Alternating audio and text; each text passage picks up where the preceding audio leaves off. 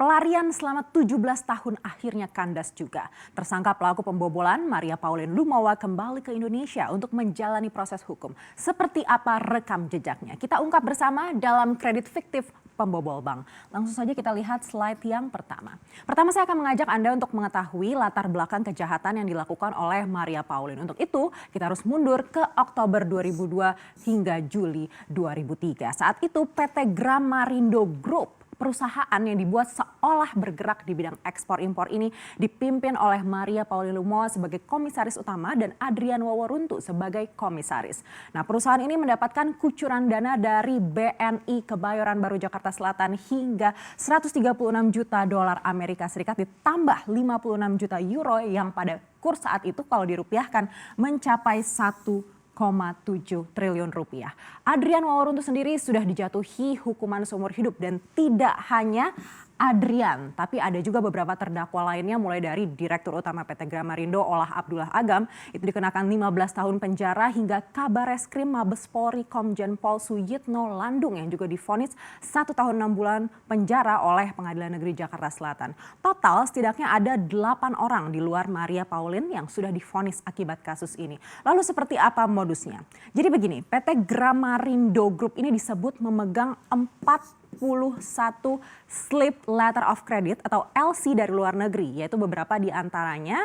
Ini kalau misalnya bisa kita lihat di sini ada Dubai Bank Kenya Ltd, ada Rosbank Switzerland, ada Middle East Bank Kenya, sama ada The Wall Street Banking Corporation. Nah, LC sendiri adalah instrumen yang lazim digunakan dalam perdagangan internasional berupa surat jaminan dari bank untuk membayar sejumlah uang pada bank lain yang digunakan penjual jika produknya sudah diterima. Nah, transaksi ini melibatkan beberapa pihak mulai dari pemohon kredit, penerima kredit, bank penerbit LC dan juga bank penerus LC ke beneficiary, bank pemberi konfirmasi dan terakhir ada perusahaan pengangkut barang. Jadi dari sini bisa kebayang dong ya berapa banyak pihak yang harus bertanggung jawab. Jelas banyak orang yang terlibat di dalam kasus ini. Dan ternyata Maria Pauline ini tidak hanya punya satu PT Gramarindo Group ini saja, tapi juga beberapa PT lagi seperti PT Sagara Tim, ada PT Magna Graha Agung, ada PT Bhinneka Tama hingga PT Brokolin.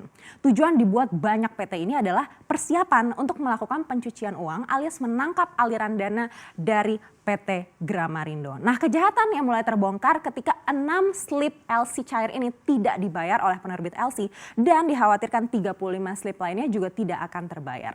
Pencairannya sendiri juga tidak sesuai dengan prosedur yang berlaku di Bank BNI. Maka jelas ada keterlibatan pegawai di BNI juga yang akhirnya juga terseret dalam daftar terdakwa. Dan dari deret nama terdakwa itu Adrian Waworuntu ini mendapat hukuman paling berat bahkan termasuk yang terberat di kejahatan korupsi yang ada di Indonesia selama ini, yaitu seumur hidup.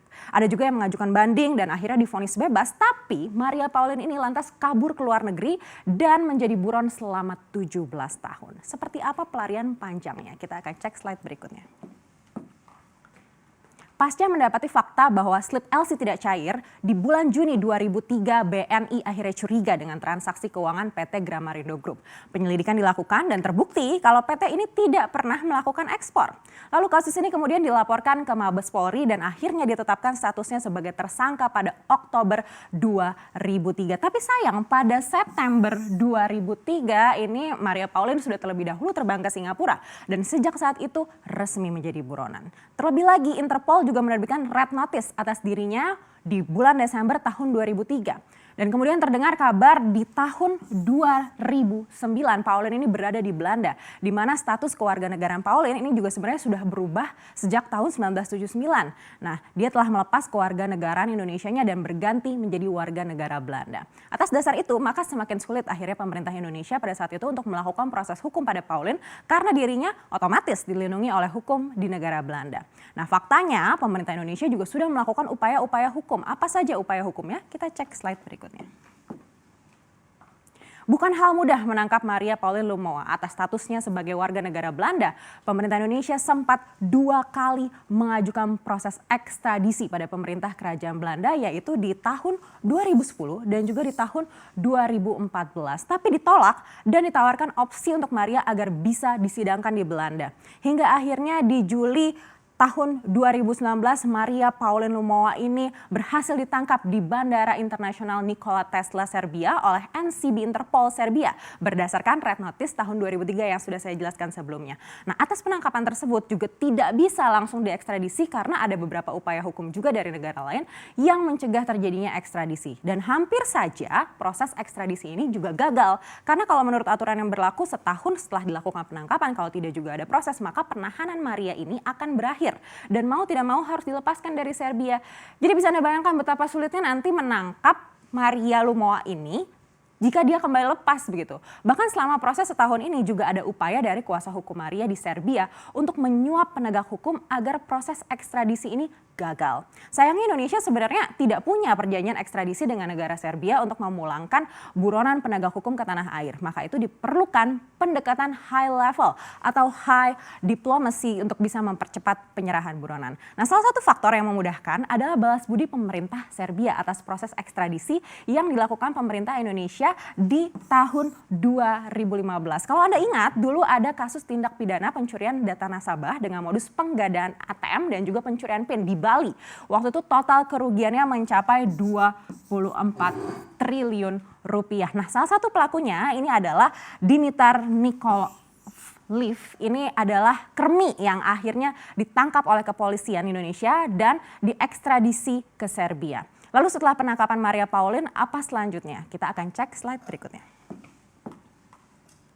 Pasca diekstradisi, kini Maria Pauline ditahan oleh Barreskrim Polri. Pasca keluar surat penyidikan, maka akan dilakukan aset recovery seperti pembekuan. Kalau ada aset-aset Maria yang masih bisa dibekukan dan juga akan dilakukan pemblokiran akun. Di situ nanti akan terlihat tuh berapa banyak aset yang terkait dengan pembobolan ini. Kalau terdakwa sebelumnya, Adrian Wawaruntu pada tahun 2005, lalu itu ditemukan ada 2 mobil Ferrari 550 Maranello dan juga 3 mobil Bentley. Belum lagi juga ada tanah di Cilincing 31 hektar hingga ada tanah yang ada di Kupang juga. Jadi kita tunggu nanti seperti apa aset dari Maria Lumowa ini ada berapa banyak. Nah, Maria sendiri sebenarnya mengaku dirinya selama ini katanya adalah nasabah BNI yang baik dan selalu berupaya untuk membayar tunggakan. Nah, proses hukum Maria juga tidak akan mudah karena pasti akan ada juga bantuan hukum dari Kedubes Belanda terkait status keluarga negaraannya. Tapi tentu untuk dapat melakukan pembobolan hingga 1,7 triliun rupiah dan melarikan diri selama 17 tahun ini diperlukan kecerdasan di atas rata-rata. Saya jadi ingat salah satu quote yang disampaikan almarhum B.J. Habibie, tanpa cinta kecerdasan itu berbahaya. Mungkin salah satunya adalah cinta pada sesama atau cinta pada negara.